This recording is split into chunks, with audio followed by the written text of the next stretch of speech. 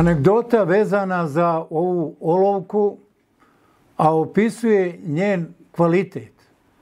Prije određenog vremena ova olovka je bila standard u jednoj instituciji, te su svi dokumenti potpisani ovom vrstom olovke.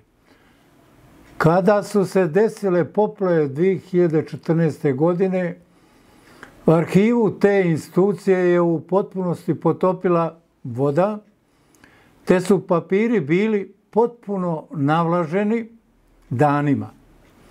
Nakon čišćenja i sušenja dokumentacije utvrđeno je da nijedan potpis nije izblijedio ili nestao, nego su i dalje stajali na mjestima potpisa, a koji su izvedeni sa ovom olovkom.